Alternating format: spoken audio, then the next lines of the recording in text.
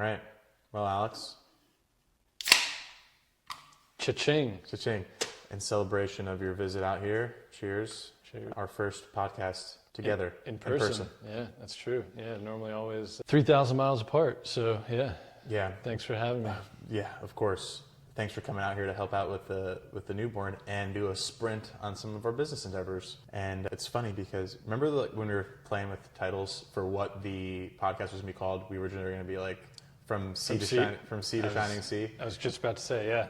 Because, yeah. You on the East Coast, me on the West Coast. Next time we'll meet in like Kansas City or something, right down the middle, get some barbecue and podcast. Yeah, but I mean, yeah, it's awesome. I'm looking forward to the next week because we had a ton of stuff to do. I'm looking forward to going over a few topics and using this time to, level the bubble, if you will, and get right in our business and also have some fun. So because we like to party and I like our clients to party. So, but no, that's a hot rod reference. But no, it's awesome because we've even in just 24 hours we've been able to get a ton done. Yeah. But of course, as I had previously said, the main reason coming out, sort of a last minute trip, help out with the newborn, help out, washing dishes, take the trash out, little Mrs. Doubtfire action. So I did watch that movie on the way over on the plane. So just to get accustomed to what I need to do, But we've been able to get a ton done as well, just with work stuff as well. So that's been good. Kind of brainstorming some thoughts, and as we're going with more podcasts and expanding the business and doing different things, and even this morning, talking about an injury, shoulder injury. This is hurting, that's hurting. How do you deal with it? Different things. So that kind of brought up this whole idea of a health is wealth topic, and what it means to you. Thinking back to like in college, we could practically eat anything, drink anything, do anything, work out 1-2 times a day, jump off 10 feet, no knee flexion, straight legs, lockout, land, no PLF, just straight leg land, no problem dismounting. All of the above. We used to do it all the time. 10 feet jumps, we called them. I don't remember the 10-footers.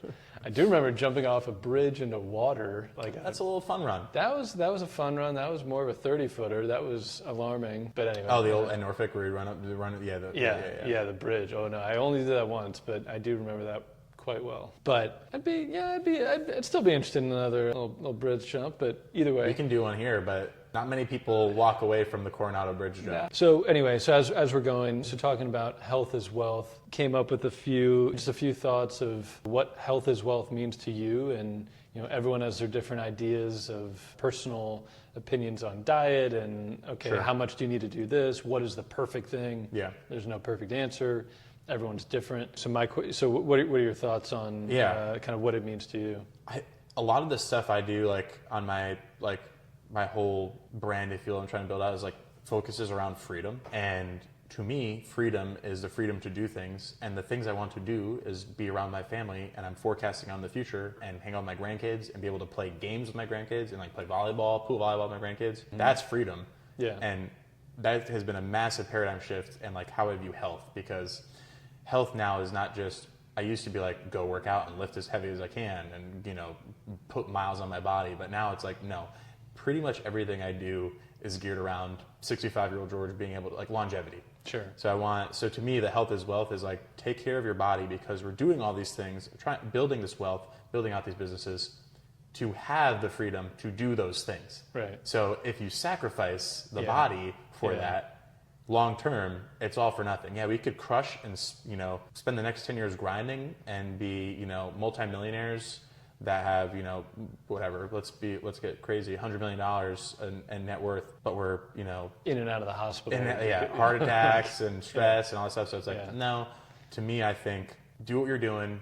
Obviously, there's going to be some sacrifice they have to make, but overall, net positive, you should be healthy to be able to enjoy the freedom that you're trying to build. I had a previous job where, and this was a couple years ago, when I had this conversation with this boss. At the time, I think he was 41, 42 years old, and he had a meeting with his cardiologist and, doing an EKG and all these things.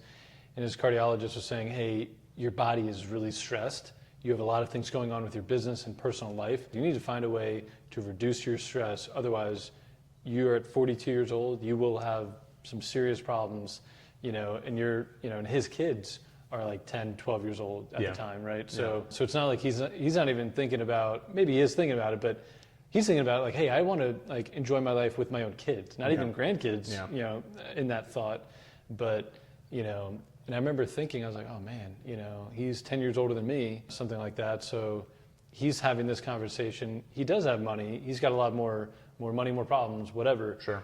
But he travels a lot, he does a lot of things, but he's having these legitimate conversations with his cardiologist now at 42 years old. So I think the biggest thing, there should be a nice balance in life with anything you're doing, but if you don't have a longer term goal in mind, you could get hurt physically, or like even the concept of like having your blood test, done every 6 months or so, because you could be in great shape. You could think you're doing everything fine, and go to the gym, I do this and that. But, maybe depending on what you eat, depending on other things out of your control, maybe genetics, on the inside, you could have stuff going on. Yeah. So I think that, there's being well-rounded, in my opinion, that's really good. There's a lot of different things going on. Health is not just working out. Health is your diet, eating, control what you can. And in the beginning, I'll take it from the entrepreneurial side. For us specifically, we have a ton of work, and I pull all-nighters, and that's not good. Like for long-term health, sleep is like the number one thing you can do for that. So don't make a habit of sacrificing sleep all the time. Find what your healthy amount of sleep is, get that amount of sleep. Then you have your diet, okay? That's the one thing we can almost always control. And it's like, and if you really can't control the food that you have, you can't control the quality of food you have, you can't control how much of it you eat and the time in which you eat it. So like for me, I do intermittent fasting most days, where it's like, okay, I'll eat like one meal a day.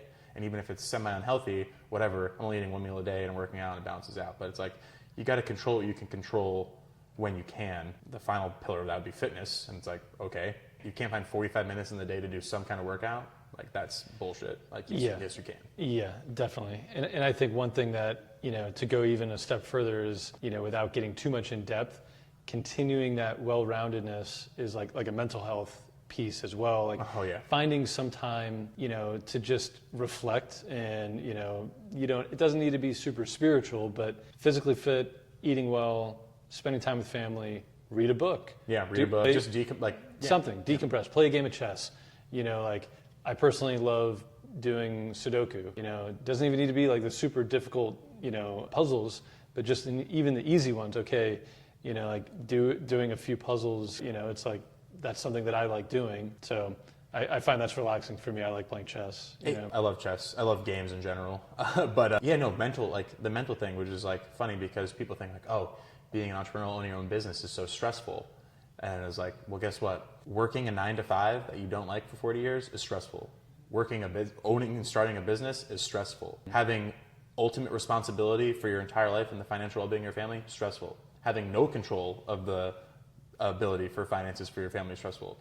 Any path you choose is stressful. So you choose the stress you want, know that it's stressful no matter what you do, and then just accept that and then not pay credence to it and let it own your life and be like, okay, control I can control.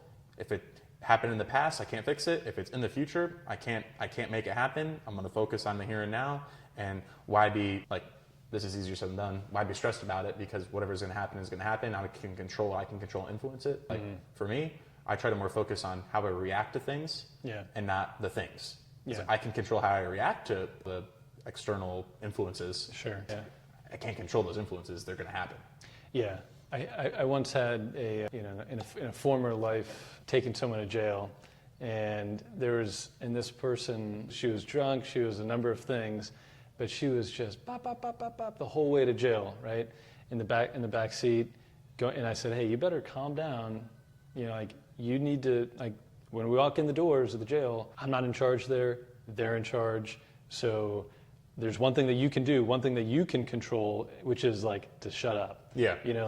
You're only going to get in more trouble if you just continue running your mouth. It's not going to go well. I'm telling you right now, it's out of my control. Yeah. Here's my advice. Take it or leave it. Do what you want. She didn't take it up until a certain point, and then she took it. And then she took it. She took my advice, with the encouragement of the magistrate, which they prove probable cause. Okay, you present all your probable cause to them. They determine, okay, yes, charges are filed. And this magistrate says, it's like 3 a.m, and it's very quiet, like Tuesday night, so it's not busy in the jail. The magistrate says, hey, ma'am, stop. And she's already interrupted the magistrate like 3 times at this point. And I'm like, oop, don't do that. This is your judge and jury, right? Like, do not mess this up. Just shut up. She interrupted, and the magistrate finally says, hey, turn around. You see all those guys in the brown shirts, all those deputies over there who are just like, oh yeah, come on, keep interrupting, keep causing problems. And she says, if you say one more word, this conversation is over, and then they are going to be your problem. And so that was one thing that was in. I gave her my advice. Hey, it's in your control now. Do what you want. She finally took the advice, took the advice of the magistrate. Okay, and then the rest of her night was better than it would have been. Yeah. So you can apply that to. I'll apply that to a very topical thing for us. We had a client who's no longer our client. It ended. We were in the right. I guess we have a bias because I'm talking to you. But okay, sure. We were in the right, and we ended the relationship with them. And then they came back and said a bunch of stuff that's inflammatory, got me fired up. And my ego I can feel my ego being like, no, I want to tell them off in this email. But it's like, what will that do? That will literally do nothing. I know we're right. You know we're right. Yeah. They think they're right. We have all the documents to prove everything. It's like, let sitting dogs lie, whatever. Yeah. And I think insert colloquial. Yeah, and I think that's one important thing, right? Is like, if we know we're right, this client thinks they're right, and if they leave in the separation and they think they're right, but we know we're right, and both parties are happy in a sense, sure, then fine. You know what? Enjoy what you think to be true.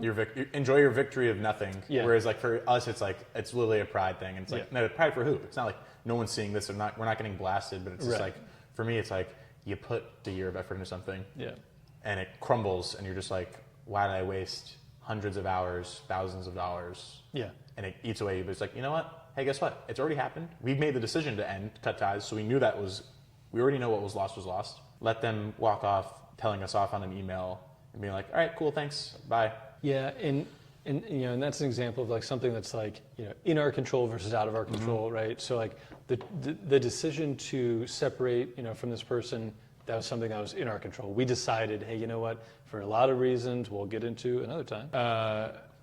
For all these reasons and more, it's time to separate. Yeah. That was in our control. Yep. I've got a friend, he had, totally separate business. He was trying to get this business deal together, and then for reasons that were out of his control, the entire deal fell through. He was upset. At the time, he had spent months, a lot of work, putting into this thing to try to build this deal together, to, build something. And then for reasons that were totally out of his control, the whole thing fell apart, in the garbage. He felt like his time was wasted. But, you still have to look at the positives. What did you gain from the entire experience, right? Because if you cannot take a positive, if you can't take a positive away, if you're only seeing negative, you've got these horse blinders on, you're only seeing negatives of every situation. That's a little something else there. It's a you problem, for sure. So that's so mental. We'll bring it in. Like mental is a huge part of it because it's stressful. Being an entrepreneur is stressful. Doing Airbnb is stressful. So it's like, okay, control your mental. Like no reason to get an aneurysm from Airbnb.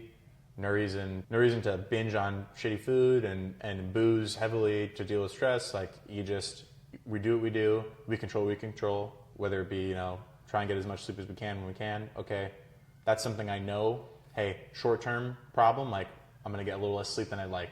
But I do know as soon as we get more dominion over our time and we don't have to do this, last minute, get things going to build up the momentum. Yeah, I'm going to be like, no, respect, 6 hours a night is not terrible to ask for sleep. It's like, and I bet we'll be more productive. So how do you think your thought on that now differs from maybe 10 years ago, maybe even before you started your entrepreneurial journey, and where do you think it could change, let's say 10 years from now, where we will be in a very different place. So how you value time and how you value your health, how do you think it has changed 10 years ago to now to the future? 10 years ago, I was actively sacrificing sleep for my job a cornerstone of my job is going without sleep. So it's like, okay, great. I knew that was the price. I know it has long-term effects on my health, but the prize was worth the price for me. As I get older and I see the effects, I'm like, okay, I still believe men in your 20s to 30s are your time to grind and set yourself up for, success for your life. Median age is like, where average age is like 76 for guys. So it's like, okay, by the time I'm halfway done, I'll probably stop with the all-nighters back to back to get something done and be like, why am I doing the all-nighters? I'm doing them now because the time horizon and the momentum that we're building is worth the long-term sacrifice of a little bit of health. It's like, okay, I'm going to go in now because we need to generate that momentum. Once that momentum is built and we're moving, unless there's an absolute emergency, I'm going to be like, no, respect the sleep. But right now it's like we're getting things off the ground and I'm like, okay, how will change in the future? To answer your question, I'll probably not do the all-nighters for work. Yeah. I think now I still have that perception that we're in that grind phase, and I still think I owe it to future me to get, years worth of work done in 6 months. Right. And I think a lot of people don't, sometimes like when you can read an article in the news, whatever, or you see people maybe an interview or something, there's entrepreneurs that might be in their 50s and they've been an entrepreneur for 30 years, right? So in their early 20s. And at least maybe from the outside, if you don't personally know that person, you would think they're still in that grind phase. Yep. The people that are like, I got to work on vacation. If I put my cell phone down, I'm losing money. And maybe that's true. Yeah. Depending on your business, maybe that is true. But at what cost? The cost, like, oh, your family doesn't even enjoy your vacation. The vacation, right? Like, there's like all these extra things that you might not consider that could fall into that health as wealth, but category, but they do. Yeah. It's all encompassing. So yes, I agree. Grinding phase, especially when you're younger, it's easier to do that because you physically have more energy. You got your caffeine, you got your Zen.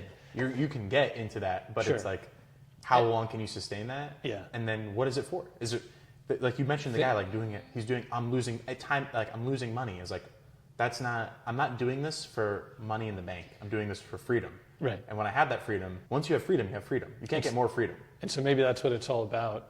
You individually, what is your goal? Coming back, really reflecting, getting the mental part, really reflecting, what is your goal as an entrepreneur, as a person, as a dad, everything. What are your goals? And then what do you need to do to achieve those goals? Yeah. And okay, freedom.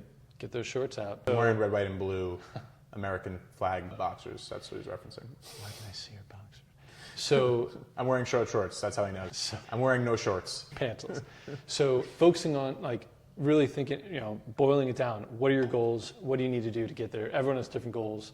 People want to be a billionaire. People want to have financial freedom, good health. So I think that could be what it's all about is everyone's a little bit different. Yep. What do you want to do? Yeah. We've talked about this before, but it's like leading a purpose-driven life. And once I have the money, I don't want to just get more money. I want to make a positive effect and help as many people as possible. But then now the goal becomes making a change for good in the world that's like palpable in like a wide in my circle of influence. That will take sacrifice and that will be sacrifices for that. But at that point, I'm not trading health and time away with family for money. I'm trading it for something that I perceive to be larger than myself. It's a goal that's big enough that when you wake up in the morning, it gets you up out of bed. Because once you have like $10-20 million, are you really going to get out early? Are you really going to grind? Are you going to sacrifice time with your kids for another million? No. Right. I'm going to sacrifice time, and it's like I'm going to try and make the world a better place for my kids and my grandkids. Okay, now I can see. That's my role as the man in my family, in my community, in the world. Be like, that's my charter. So yeah. And I think that's a great point because thinking about like a purpose-driven life and how you can really make an impact in a selfless way. A lot of people think, oh, money's the answer. Money certainly makes things more convenient. It allows you having the financial freedom. It certainly allows you to do these other things. And then, but it all comes down to, what do you want to do? What is your reason for doing these things? So you could stay up all night, but plenty of people that have millions and billions of dollars are not happy. Yep. You know, so I bet if you ask these people, hey, what was your reason to do this? Like, oh, wow. And they got lost along the way. Yeah. Right. You know, like, oh, well, it was this. And then after the second divorce, then maybe it wasn't really about that. And they're just like, who am I? I'm 60 years old and I don't know what the hell where the last 30, 40 years went. Yeah. It's hokey, but like your why is, I use the analogy in the like the B&B roadmap, but like your why is like your compass on the map of life. And it's like, it's what guides you. And if your compass is screwy and doesn't work, if you desire more money, more power, yes, you will start to sacrifice the things that you worked to get more of the things you think you need. Yeah. That's the game, I guess. We can't tell people what they're going after. We know what we want. You know, right. I know what I want. You know what you want. Yep. We're working together because our beliefs align. Yep. And it's like, okay. And that's what, yeah, and that's so important too. You know, when you're a certain age, okay, you have certain ideas, you know, your purpose in life, things change, you know, so and with that, as you age, as you adapt, you have to adapt. And then, okay, now I've got lower back pain. I didn't always have lower back. You need to adapt. And so having the ability to reflect on yourself and looking at, okay, my purpose is the same. Yeah. You know, for really this long-term, you know, longevity plan, purpose is the same, but are there things we need to do with our health to kind of adapt as we're going? No, fewer all-nighters, right? Yeah. You know, okay, delegate different tasks out. Not binge drinking every day. You know, these are all things. Yeah. So, you know, I think that's really important. Having the ability to kind of like self-monitor through life, really, you know, and really, you know, if you look at it, you know, we're still in the first half. Yeah. We're in the second quarter, right? Yep. And so there's a lot of time. Yep. You know, you could say, oh, well, you never know what could happen tomorrow. Okay, you have to enjoy this. Yeah, enjoy your life, plan for your kids, plan for your grandkids, and so on. You know, but having the ability to adapt to life's ever-changing, you know, things happening in front of you, I think that's key. So, you know, where you're at right now, where we are at, what is the health regimen, knowing that we have all these demands, knowing everything, what are the things that you think, if we were to give advice to people that are in our shoes, like just, you know, give advice to people that are 3 years ago us, just starting entrepreneurial journey, biting off a big thing that's going to take a long time to chew. What can you do to be like, okay, you know what, I'm going to block this off and I will for sure do these things to give you more, like you charge your battery up so you can fuel those occasional all-nighters, fuel the long work, like working a 9 to 5, then working on your business before you go to work, going to work, coming back, working on your business, you know, going without some of the things that give people energy, which is like social outings and stuff. Like you're going to sacrifice some of that in the near term, but in order to live an extraordinary life, you have to give up the things that everyone is doing now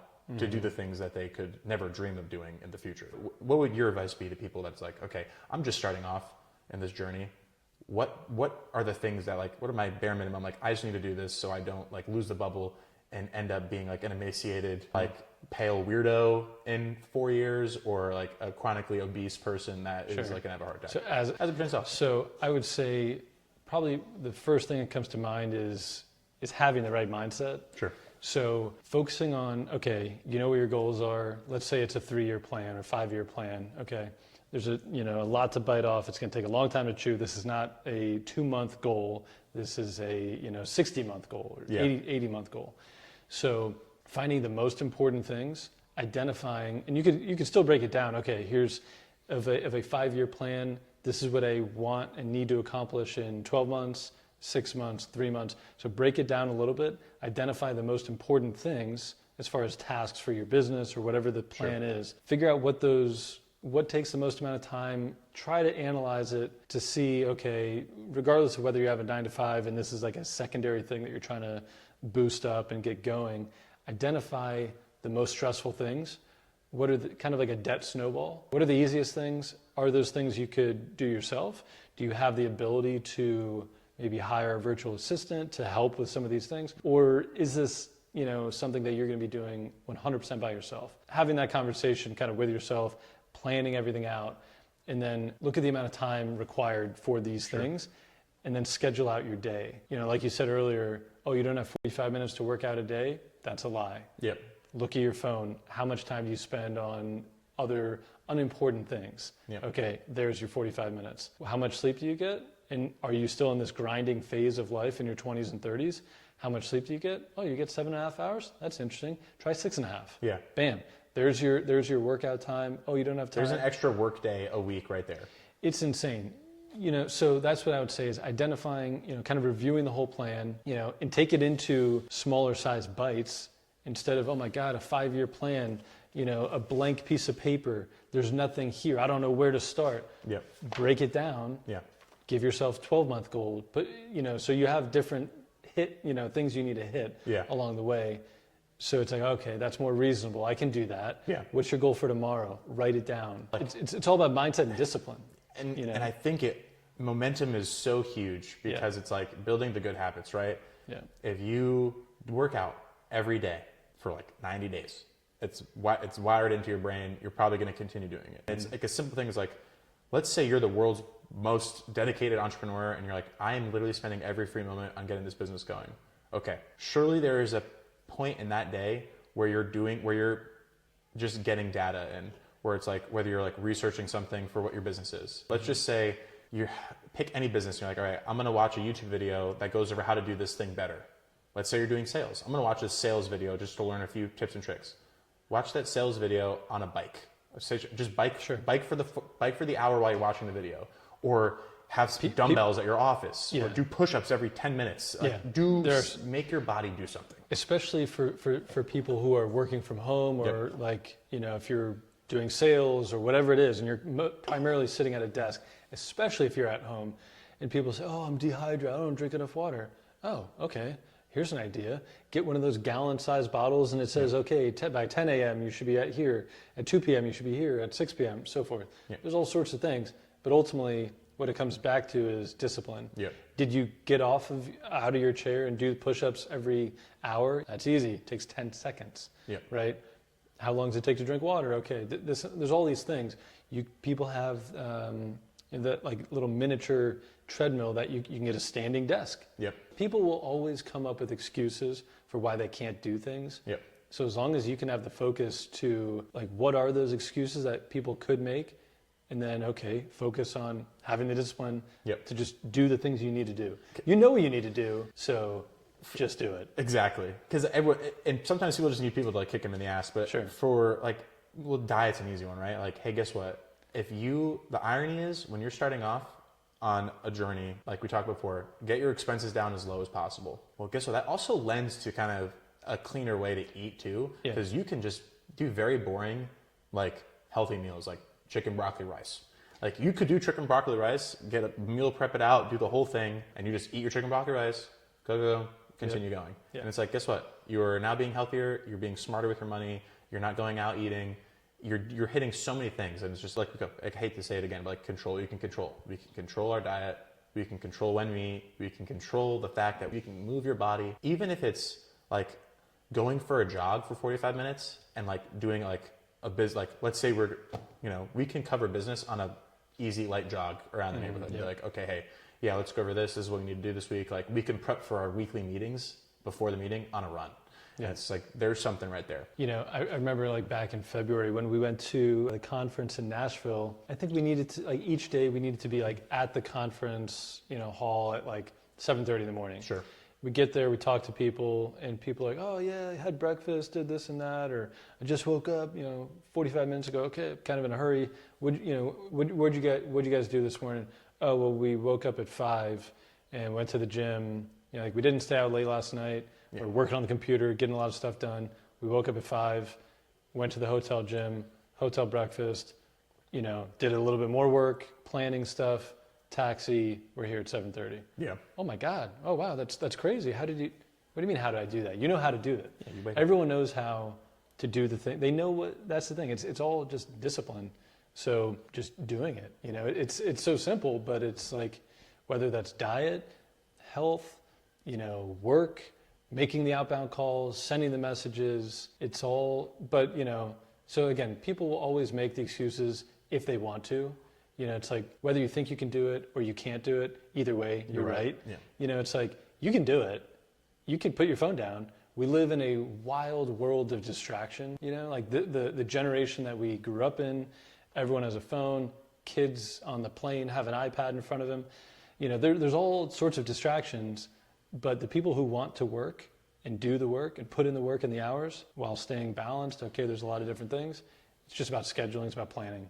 It's never, at no point in the history of human existence has it been so easy to do such incredible things with the phones at your fingertips and the ability to literally do anything. But also in human history, never has it been so easy to do nothing with the same phones. It's like everyone bags on phones, bags on social media. I used to bag on social media.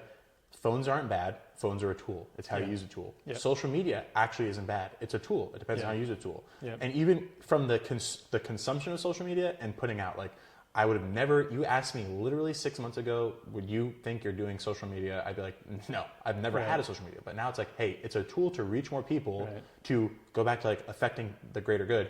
And then when it comes to the consumption of it, I particularly block out the things I don't want. I consume the things I want. I use that to feed ideas. And then also, by the way, reach out, reach out into the niche that we're in and comment on things. So get engaged, and that builds your credibility within the niche, all that stuff. It's like, use the tool. Use the tool the right way. Don't doom scroll and watch like 100 videos about whatever, insert like whatever funny thing. And I catch myself doing it because it's like, even though I don't look at those things, when I'm looking at looking at Airbnb related content, it'll just be like Airbnb content, joke content, and boom, next thing you know, it's like some topical like funny thing, and I'm like, oh, that's funny. Oh, boom, and then I was like, nope. Because we're not perfect. You just got to identifying that, pulling yourself out, using the tool the right way. Yeah. So trying to stay balanced, right? So stay focused. Stay balanced. You can drink a glass of wine. You can eat, whatever you want. Having the balance in work and life, I think, is probably one of in our young lives. Maybe we need to start talking to some 70-year-old entrepreneurs and get their thoughts. But I think doing what we're doing, being well balanced, has got to be the key. All old billionaires you watch on YouTube, they ask, what would you change? What would you have done differently? What do you think they say? They don't say, I would have worked to get an extra 2% of my net worth. They're like, oh, just spend more time with my kids. And it's like, okay, I think about that because I have 2 kids. They're relatively young. I will be giving up some time with them now, but I know I'll be there for them in the formative years. Like I want to be there for the elementary school, middle school, high school. I might have to give up preschool, kindergarten, to be there all the time. But I will be there when they're older, when it counts. Whereas some people just eat the pill of 9 to 5, 40 years, get home from that 9 to 5. They're not present. They're wiped. Exhausted. They're physically exhausted. They're mentally exhausted because they're not happy. And then the weekends come and they're like, time to drink. And then they retire and their kids are gone and they're like, okay, start my second career. It's pretty wild. And it's also one of those things in a lot of ways, like in our business that we've, they're so fixated on this one thing. Maybe it's something specific in the business that they're doing and they're like, I don't know why I can't get better because I'm like, they're so focused, right? Like, oh, but look just outside of that threshold, what do you see? Oh, there's other opportunities. Oh, I didn't think about it that way. People that are so focused on 9 to 5, it's like you get home, you're tired, and next thing you know, oh my God, 20 years, the 2 vacations a year, and you're not even enjoying it because you're stressed about work or money or this or that, So yeah, I agree. I think, being balanced, being focused, having the discipline to stay on track, focus on your goals, whatever your purpose is, you can do that, but it has to start here, I think. Your mind, I think your mind, controls everything else will follow it. So it's like I think you said earlier, right? Your mind gives out more your mind will quit before your body does. So with health is wealth, as long as you have goals, and all entrepreneurs have goals. So if you can stay focused on your goals and keep your mind kind of sharp and ready and continuing towards those goals, then your body is forced to keep up. So if you have, and then comes the discipline. You work out 45 minutes a day, whatever it is. You go for a walk around the neighborhood, get your kids involved, do something. Your body, as long as your mind is engaged and focused, your body will be forced to keep up, and then you're making smart decisions, and you're building momentum, and you don't stop, right?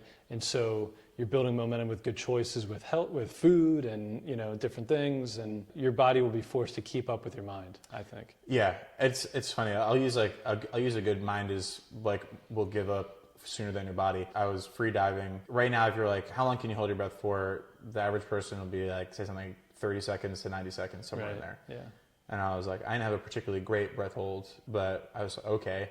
I was free diving in a little coral like tunnel, and then I realized like a current came and pushed me in, and I couldn't back out. And I was like, okay, the only way, like I got like discombobulated. The only way through was like going through the tunnel, and like the tunnel was getting darker, and I was like not brighter. I was like, that's not good. And I kept swimming, and I'm like, I'm chicken necking, I'm feeling it, and it's like I'm underwater for like at this point now almost 3 minutes, and I'm like starting to like and like I would have, if I went down in the pool and held my breath, I would have came up well before that. But I was like, there is no option. There is no option. Yeah. I swam through. Long story short, hey, spoiler alert, I didn't drown. I came up, and people had no idea, like my family had no idea I was underwater that long. And they're just like, I came up like, and they're like, what are you doing? Where have you been? And I was like, I've been in the coral. I thought you were at the bar. No. So, but in that respect, it's the same with the business. They always say, like, a good example, if someone came up to you today and said, you're going to get 10 new consulting deals by the end of the week, or I'm going to shoot your fiance in the head, you'd be like, okay, there is no other option. I will get those 10 deals, whatever it takes. I will not sleep. I will call as many people as they like. I will get 10 people to agree to this by the end of the week. Yep. You just have to, you have no choice. Right. Well, put that imposition on yourself. Yeah. Don't wait for nature to do that. That's like the whole thing with like, why are we doing this journey? Because the pain in the 9-to-5 world got so extreme that I cannot do this anymore. Well, just remember that fire as you build up and you make, you get to that first threshold where you make 10K a month, and now you're like, okay, I'm free now. I make the money that I needed to have free time. I'm gonna rest. No, just remember that intensity, carry it, and then it goes exponential. Yeah, I like that. Well, cool. Yeah, I think that kind of sums things up. So if we're kind of summing things up, staying well-rounded, focus on your goals, focus on being purpose-driven. I know that's what we've talked about a lot, for our own selves. So I think for anyone new, any younger entrepreneur, I have some different people in mind, that are in their early 20s, that now after this conversation, I'm looking forward to talking to them, kind of getting their thoughts as well. So I think it's a really thought-provoking concept that not everyone really thinks about. People want to be healthy, people want to be wealthy, but how does being healthy turn into wealthy, right? And so I think that's a really cool concept, and so being well-rounded, I think, is one of the best things. Yeah, 100%. At the end of the day, health literally translates to wealth, and that the fact that statistically healthier people end up being wealthier, the fact that when you walk into a room you have a commanding presence because you're not like a slob, and also, by the way, you just feel better. You wake up in the morning and start working out, you do some kind of exercise, even if you wake up in the morning and do 20 burpees, you will be more productive in that morning window of deep work. Kind of the concept of making your bed first thing in the morning. Sure. It's your first task.